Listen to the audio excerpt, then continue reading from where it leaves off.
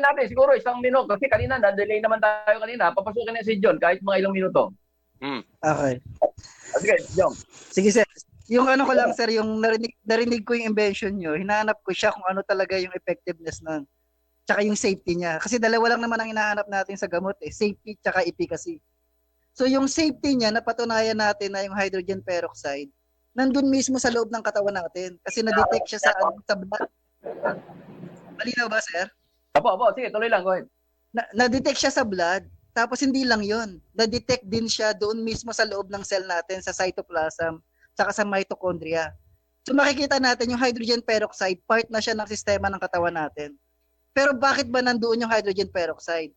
Sa pagre-research ko, nakita ko na yung hydrogen peroxide, ginagamit siya ng phagocytes para patayin yung mga harmful microorganism, tsaka mga toxins.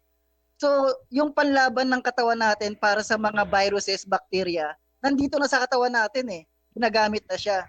Ngayon, ang tanong, paano mo ngayon madidesign yun na yun naman yung pamatay mo sa throat at sa nasal area, yung nalalanghap mo kasi nasa dugo yun eh. Pero pag nandun naman sa labas, ano yung pwede mong gawin? Yung nakita ko sa invention ni Engineer Abiso, yung hydrogen peroxide, marami yan eh. Lahat sa market makikita mo eh. Pero ano yung kaibahan ng hydrogen peroxide ni Engineer Abiso? Kasi yung hinalimbawa ko siya sa ano eh, sa knockout power ni Manny Pacquiao eh. Makaka-knockout ka ng opponent mo kung malapit yung distansya mo at saka alam mo kung saan yung kahinaan ng virus. So yung hydrogen peroxide ni Engineer Abiso, ginamitan niya ng energize eh. Kumbaga energized punch yung gagamitin. Highly electrical charge yung hydrogen peroxide na wala sa ibang mga makikita mo na produkto sa market. So pagka close range, kasi yung Abiso, pag in-spray mo siya sa throat o sa nasal, meron siyang barrier eh. Hindi mo kaagad siya masusuntok yung opponent eh, yung viruses eh. So pagka highly negatively charged, yung distance na barrier, medyo na eliminate yun ng alisin. So nandun papasok yung effectiveness ng ano eh, ng formulation. Kaya doon ako napahanga doon sa formulation. Kaya ang masasabi ko lang, magandang subukan siya lalo na ng mga frontliner tsaka yung mga workers. Kasi 'di ba, for how many hours suot natin yung mask, normally yung ma-inhale natin may mga toxin na rin, may mga viruses na rin, tsaka exposed din tayo sa labas. So mas maganda dito pa lang sa nose tsaka sa throat, ma-eliminate na natin siya kasi ayaw natin bumaba yung virus sa lungs kasi doon medyo mahirap na yung laban doon. Kaya ang nakita ko doon sa formulation ng Alicet, perfect solution sa para ma-eliminate mo kaagad, ma-prevent mo na kaagad yung virus na pumunta sa lungs.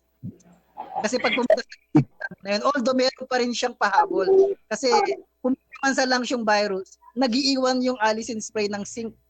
So yung prevention niya doon sa elimination ng viruses, hindi nagtatapos doon sa pagpatay lang eh. Nag-iiwan siya ng zinc sa mga damaged cells, pati doon mismo sa may mucus layer, may iwan niya, magagamit yon para at least meron kang pang-reserva na hindi talaga magre-replicate yung virus. Kaya almost perfect, complete yung approach ng Alicet. Jong, may tatanong ako sa'yo, no? Marami ka nang sinorvey na mga nag-claim at mga ano, iba naman talagang antiviral. Ano sa tingin mo, comparison efficacy and then costing and then yung implementation, ano sa tingin mo ang at par kay ano sa Alicin Spray? Yung sa Alicin Spray, no, ang pinagbasihan ko hindi yung claim lang ng produkto eh. Kasi meron kang titignan para scientific na validation eh. Tinignan ko yung ano, yung independent laboratory test na galing sa Intertech. Meron dong 4 na microorganism eh. Yung dalawa, very good yung performance ng Alicin Spray.